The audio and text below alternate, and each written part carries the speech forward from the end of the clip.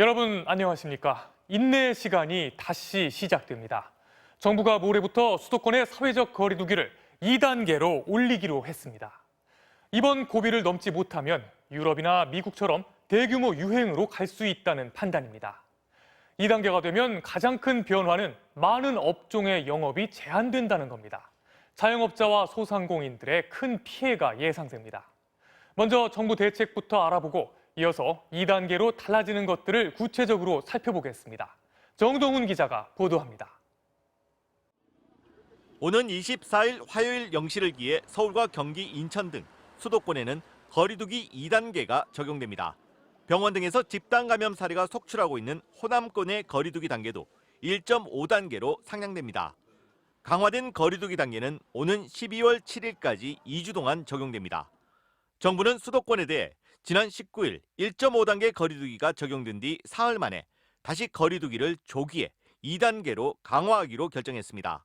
상황의 심각성과 거리두기 상향 조정에 필요한 준비 시간을 고려할 때 2, 3일 내에 충족될 단계 객상 기준을 기다릴 이유는 없을 것입니다.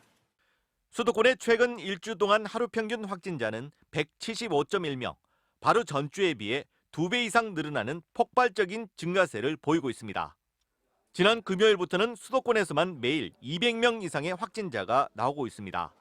이런 추세라면 오는 화요일이면 수도권에선 2단계 격상 기준인 주간 하루 평균 200명 이상의 확진자가 나올 것으로 예측됐습니다. 여기에 학교와 학원, 병원, 소규모 모임 등 이미 일상생활 곳곳에서 최근 2주 동안에만 무려 62건의 집단 감염이 발생했습니다.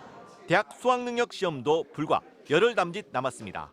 확산세를 꺾지 못하면 겨울철 대유행을 피할 수 없다는 것이 정부의 판단입니다.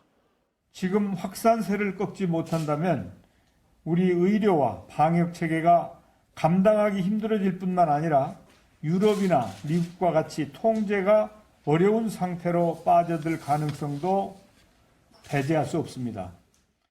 이런 가운데 오늘 0시 기준 코로나19 신규 확진자는 주말이라 검사 건수가 절반으로 줄었는데도 330명을 기록했습니다.